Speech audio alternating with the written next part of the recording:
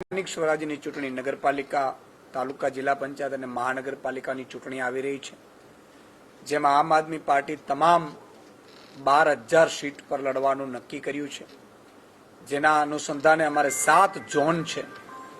એ 7 ઝોનમાં અમે ઝોન ચૂંટણી સમિતિઓ બનાવી હતી ઇલેક્શન કમિટીની, જેમાં ઝોન વાઇઝ ઝોન પ્રેસિડેન્ટ હોય, સેન્ટ્રલ ઝોન પ્રેસિડેન્ટ, ઓબ્ઝર્વર હોય અને એ વિધાનસભા પ્રભારી, સ્વપ્રભારીઓ સુધીની અમારી જે ટીમ છે એ ટીમ 10 તારીખથી સેન્સ લેવા માટે, ઉમેદવારોના ઇન્ટરવ્યુ કરવા માટે 10 થી 15 સુધી તમામે 26 લોકસભાના જે વિસ્તારમાં આવતા ઉમેદવારોના ઇન્ટરવ્યુ કર્યા છે અને જેના અનુસંધાને અમે આજથી એ તમામ જે ઝોનમાંથી જે નક્કી કરેલા A grade, B grade, C grade જે ઉમેદવારો અમારા હશે એમની આજથી ચર્ચા શરૂ થવાની છે. એમાં આજથી અમારી સ્ટેટ ઇલેક્શન કમિટીની ટીમ 3 દિવસ માટે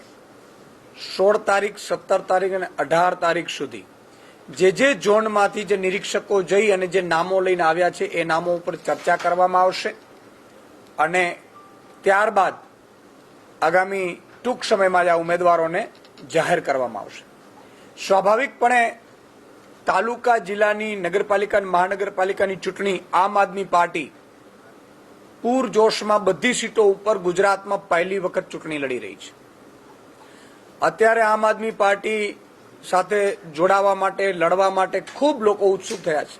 આમ આદમી પાર્ટી પહેલી એવી પાર્ટી છે જેને ઓપન ટુ ઓલ, અત્યાર સુધી એવું થતું હતું ભાજપ કોંગ્રેસના જે ધારાસભ્યો હોય એના દીકરાને પછી જિલ્લા પંચાયત લડાવે, બીજા કોઈનો વારો જ ન આવે.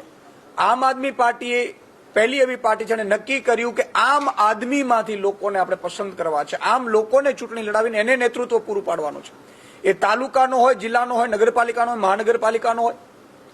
અને એટલા માટે થઈને અમે ઓપન ટુ ઓલ ફોર્મ મંગાવ્યા હતા. એમાંથી પણ સેંકડો ફોર્મ ભરી સમાજ સેવકો, રાજકીય આગેવાનો, પદાધિકારીઓએ અમને મોકલાવેલા છે. એના ઉપર પણ અમે ચર્ચા કરીશું. અને પહેલી ગુજરાતમાં બાપ બેટાની પાર્ટીથી વિપરીત થઈને આમ આદમીને નેતૃત્વ પૂરું પાડનારી આમ આદમી પાર્ટી સાબિત થવાની છે. એટલે આજે 3 દિવસ માટે અમે સ્ક્રીનિંગ કરીશું ઉમેદવારોનું અને ત્યારબાદ ઉમેદવારોનું પહેલું લિસ્ટ ટૂંક સમયમાં અમે જાહેર કરીશું. આપને કોઈ કંઈ સવાલ હોય તો.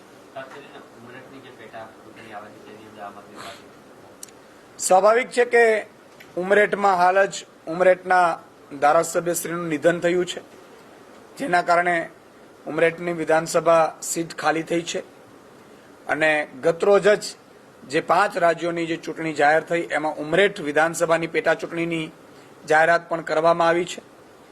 ઉમરેઠ વિધાનસભા, કારણ કે અમારું સ્વાભાવિક છે કે અત્યારે તાલુકા, જિલ્લા, નગરપાલિકા અને મહાનગરપાલિકા ઉપર આમ આદમી પાર્ટી ફૂલ ફોર્સથી ચૂંટણી લડી રહી છે. એટલે ઉમરેઠ ચૂંટણીને લઈને અમે આગામી સમયમાં અમારું પ્રદેશ નેતૃત્વ અને રાષ્ટ્રીય નેતૃત્વ અત્યારે ચર્ચા કરી રહ્યું છે અને જે આગામી સમયમાં નિર્ણય થશે એ આપની સમક્ષ અમે મૂકીશું.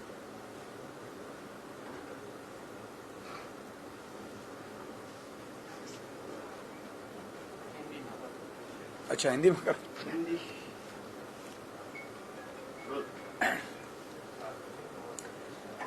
आने वाले दिनों में गुजरात में निकाय चुनाव आ रहे हैं. नगरपालिका, महानगरपालिका, तहसील और जिला पंचायत के तकरीबन 12,000 कैंडिडेट आम आदमी पार्टी खड़ा करने जा रही है.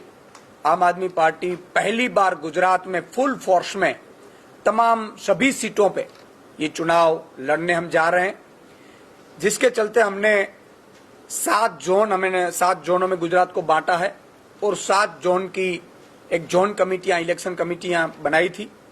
वो निरीक्षक 10 तारीख से 15 तारीख तक अपने अपने विस्तार में जो लोग चुनाव लड़ना चाहते हैं या तो दावेदारी करना चाहते हैं, उनका इंटरव्यू किया है, उनसे मिले हैं और 16 से 18 तक, 16, 17, 18 3 दिन हमारी स्टेट की टीम आज जो मेरे साथ मौजूद है, वो टीम 3 दिन तक पूरी जितने भी कैंडिडेट की दावेदारी है उस पर चर्चा करेगी और आने वाले दिनों में हम डिक्लेयर करेंगे कैंडिडेट।